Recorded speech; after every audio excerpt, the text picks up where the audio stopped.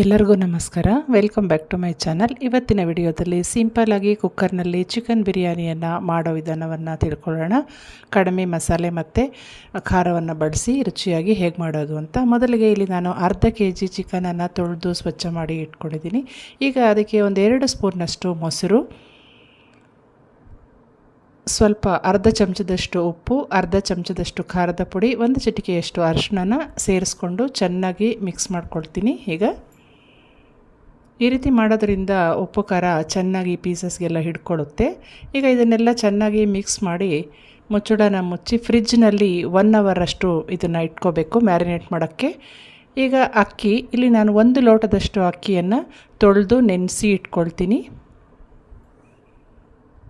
ಈ ರೀತಿ ಮಾಡೋದ್ರಿಂದ ಅನ್ನ ಉದ್ದುದ್ದಕ್ಕೆ ಸಾಫ್ಟಾಗಿ ಬರುತ್ತೆ. ಈಗ 1 ಲೋಟದಷ್ಟು ನೀರನ್ನು ಇದಕ್ಕೆ ಹಾಕಿ ಮುಚ್ಚಿಟ್ಟಿರ್ತೀನಿ. Chicken 1 hour ನೆನೆಬೇಕು. ಅಕ್ಕಿ 15ರಿಂದ 20 ನಿಮಿಷ ನೆಂದರೆ ಸಾಕು. ಈಗ ಬೇಕಾಗಿರೋವಂಥ ಈರುಳ್ಳಿ, ಟೊಮೆಟೊ ಅದನ್ನೆಲ್ಲ ಕಟ್ ಮಾಡ್ಕೋಬೇಕು. ಇಲ್ಲಿ ನಾನು 2 ದೊಡ್ಡ ಟೊಮೆಟೊವನ್ನು ಈ ರೀತಿ ಉದ್ದ ಇರುತ್ತಲ್ಲ ಆ ರೀತಿ ಟೊಮೆಟೊ 2, 1 ದೊಡ್ಡ ಈರುಳ್ಳಿಯನ್ನು ಉದ್ದುದ್ದಕ್ಕೆ ಕಟ್ ಮಾಡ್ಕೊಳ್ತೀನಿ. ಅದು ಆದಮೇಲೆ ಬೇಕಾಗಿರೋವಂಥ ಸ್ಪೈಸಸ್ ಏನು ಅಂತ ನೋಡೋಣ ಬನ್ನಿ. 2 ಅನಾನಸ್ ಹೂವು, ಒಂದು 6-7 ಲವಂಗ, 2 ಜಾಪತ್ರೆ, ಮೊಗ್ಗು 2,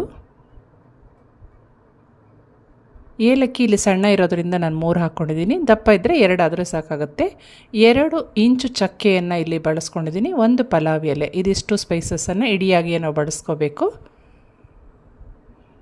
ಈಗ ಒಂದು ಕುಕ್ಕರನ್ನು ಇಟ್ಕೊಳ್ಳೋಣ ದಪ್ಪ ತಳದ್ದು. ಸ್ವಲ್ಪ ಯಾವಾಗಲೂ ದೊಡ್ಡ ಪಾತ್ರೆಯನ್ನೇ ಬಳಸ್ಕೊಬೇಕು ಇದು ಮಾಡೋದಕ್ಕೆ, ಯಾಕೆಂದರೆ ಉದ್ರುದ್ರಾಗಿ ಬರಬೇಕಲ್ವ, ಅದಕ್ಕೆ ಎಣ್ಣೆನೂ ಸ್ವಲ್ಪ ಜಾಸ್ತಿನೇ ಬೇಕಾಗತ್ತೆ.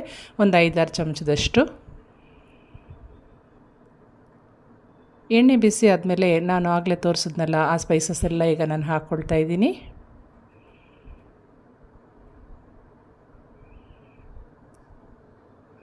ಸ್ಪೈಸಸ್ ಹಾಕಿದ್ಮೇಲೆ 2 ಹಸಿಮೆಣಸಿನ್ಕಾಯಿನ ಮಧ್ಯದಲ್ಲಿ ಓಪನ್ ಮಾಡಿ ಹಾಕ್ಕೊಂಡಿದ್ದೀನಿ, ಅದು ಘಮ ಬಿಟ್ಕೊಂಡ್ಲಿ ಅನ್ನೋ ಉದ್ದೇಶಕ್ಕೆ. ಈಗ ಈರುಳ್ಳಿ ತೋರಿಸಿದ್ನಲ್ವ ಹಾಗೆ ಈಗ ಕಟ್ ಮಾಡ್ಕೊಂಡಿರೋದನ್ನು ಇದಕ್ಕೆ ಸೇರಿಸ್ಕೊಳ್ಳೋಣ. ಸ್ವಲ್ಪ ಉಪ್ಪು ಸೇರಿಸಿದ್ರೆ ಈರುಳ್ಳಿ ಬೇಗ ಬೇಯುತ್ತೆ. ಸ್ವಲ್ಪ ಚೆನ್ನಾಗಿ ಕೆಂಪು ಬಣ್ಣ ಬರೋವರೆಗೂ ಈರುಳ್ಳಿಯನ್ನು ಹುರ್ಕೋಬೇಕು. ಈಗ 1 ಚಮಚದಷ್ಟು ಶುಂಠಿ ಬೆಳ್ಳುಳ್ಳಿ ಪೇಸ್ಟು, ಒಂದು ಅರ್ಧ ಹಿಡಿಯಷ್ಟು ಪುದೀನಾನ ಇದಕ್ಕೆ ಹಾಕ್ಕೊಂಡಿದ್ದೀನಿ. ಮೊದಲೇ ತೋರಿಸಿದಂಥ ಟೊಮೆಟೊನ ಈಗ ಇದಕ್ಕೆ ಹಾಕ್ಕೊಂಡು ಚೆನ್ನಾಗಿ ಅದು ಮೆತ್ತಗೆ ಆಗೋವರೆಗೆ, ಎಣ್ಣೆ ಬಿಟ್ಕೊಳ್ಳೋವರೆಗೆ ಈ ರೀತಿ ಎಣ್ಣೆಯಲ್ಲಿ ಬಾಡಿಸ್ಕೋಬೇಕು.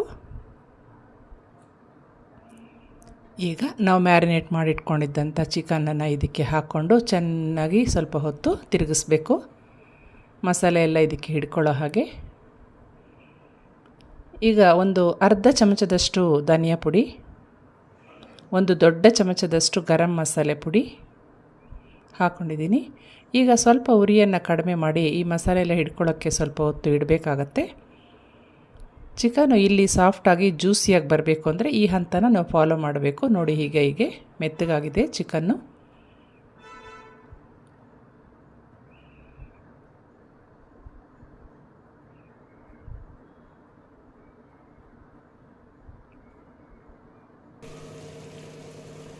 ಈಗ ನಾವು ನೆನೆಸಿಟ್ಕೊಂಡಿದ್ವಲ್ಲ ಅಕ್ಕಿ, ಅದನ್ನು ನೀರು ಸಮೇತ ಇದಕ್ಕೆ ಹಾಕೊಳ್ಳೋಣ. ಆಗಲೇ ನಾನು 1 ಲೋಟ ನೀರು ಹಾಕಿ ನೆನೆಸಿಟ್ಟಿದ್ದೆ. ಈಗ ಇನ್ನೊಂದು ಲೋಟದಲ್ಲಿ ಒಂದು 5 ಭಾಗದಷ್ಟು ಕಡಿಮೆ ಮಾಡಿ ಸ್ವಲ್ಪ ಲೋಟ ಒಳಕ್ಕೆ ಹಾಕ್ಕೋಬೇಕು. ಯಾಕೆ ಅಂದರೆ ಚಿಕನಲ್ಲಿ ಎಲ್ಲ ಸ್ವಲ್ಪ ನೀರು ಹೊರಬಂದಿದೆ ಅಲ್ವಾ, ಅದಕ್ಕೆ.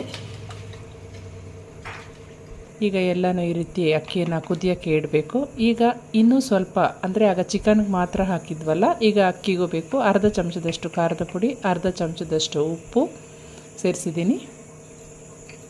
ಈ ಹಂತದಲ್ಲಿ ನಾವು ಕೊತ್ತಂಬರಿ ಸೊಪ್ಪನ್ನು ಸೇರಿಸ್ಕೋಬೇಕು. ಇವಾಗ ನೋಡಿ, ಕಟ್ ಮಾಡಿ ಇಟ್ಕೊಂಡಿರೋ ಕೊತ್ತಂಬರಿ ಸೊಪ್ಪನ್ನು ಈಗ ಹಾಕ್ಕೋತೀನಿ. ಕೊನೆಯಲ್ಲಿ ಕ್ರಷ್ ಮಾಡಿರೋವಂಥ ಕಸೂರಿ ಮೇಥಿಯನ್ನು ಈಗ ಇದಕ್ಕೆ ಸೇರಿಸ್ತೀನಿ. ಇದರಿಂದ ಒಳ್ಳೆ ಘಮ ಬರುತ್ತೆ ಬಿರಿಯಾನಿಗೆ. ಈಗ ಎಲ್ಲವನ್ನು ಮಿಕ್ಸ್ ಮಾಡಿ ಕುಕ್ಕರನ್ನು 1 ವಿಸಿಲ್ ತಗೊಂಡಿದ್ರೆ ಸಾಕು. ಈಗ ನೋಡಿ ರೆಡಿಯಾಗಿದೆ. ಈಗ ಅಗಲವಾಗಿರ್ತಕ್ಕಂಥ ಚಮಚದಿಂದ ನಾವು ಕದಲಿಸ್ಕೋಬೇಕು, ಮೆತ್ತಗಾಗದೇ ಇರುತ್ತೆ. ಈ ರೀತಿ ಮಧ್ಯಕ್ಕೆ ಕದಲಿಸ್ಕೊಂಡು ಒಂದು ಅರ್ಧ ಹೋಳು ನಿಂಬೆಹಣ್ಣನ್ನು ಈಗ ಹಿಂಡ್ಕೋಬೇಕು, ಮಿಕ್ಸ್ ಮಾಡ್ಕೋಬೇಕು. ನೋಡಿ ರೆಡಿ ಆಯಿತು ರುಚಿಯಾಗಿರೋವಂಥ ಚಿಕನ್ ಬಿರಿಯಾನಿ. ಹಾಟಾಗಿ ನೀವು ಸರ್ವ್ ಮಾಡ್ಕೊಳ್ಳಿ. ತುಂಬಾ ರುಚಿಯಾಗಿರುತ್ತೆ. ನೀವು ಟ್ರೈ ಮಾಡಿ.